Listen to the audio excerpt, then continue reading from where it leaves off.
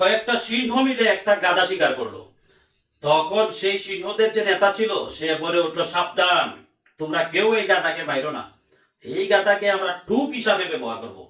যেই কথায় সেই কাজ, সমস্ত সিংহরা মিলে তার যত্ন নেওয়া শুরু করলো, তার সাথে খুব ভালো ব্যবহার করা শুরু করলো।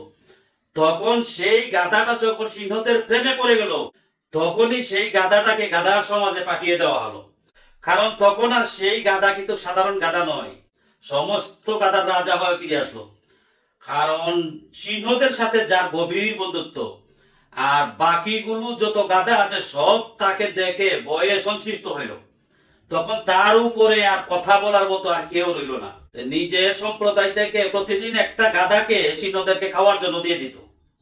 কিন্তু সিংহদের কাছে সে একটা গাধাই ছিল, গাধাটা হাজারো গাধাকে সিংহর হাতে তুলে দিল, এই চিন্তা করে যাতে সে আরো শক্তিশালী হয়ে যায়, কারণ সিংহদের কাছে যেন আরো বিশ্বস্ত হতে পারে।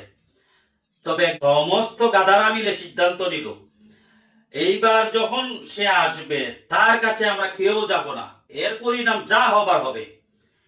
পরের দিন আবার আসলো, সিংহ আসার পরে দেখে যে সেই গাধা একাই দাঁড়িয়ে আছে।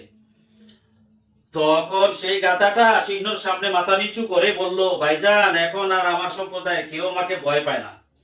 গাধার এই কথা শুনে সিংহ বলে উঠলো, তাহলে বেটা চল, তাহলে তো তুই আমাদের কোনো কাজে আসবে না, তাহলে তোকে জীবিত রেখে লাভটা কি, তার বস্তু দিয়ে ডিনার করব। তখন সেই গাধাটাকেও সিংহ খেয়ে। প্রিয় বন্ধুরা, এইরকম গাধা প্রত্যেকটা সমাজে আছে। তারা নিজেদের স্বার্থ হাসিলের জন্য, নিজের শক্তিকে বৃদ্ধি করার জন্য সমাজের সাধারণ মানুষকে বিপদে ফেলে দেয়।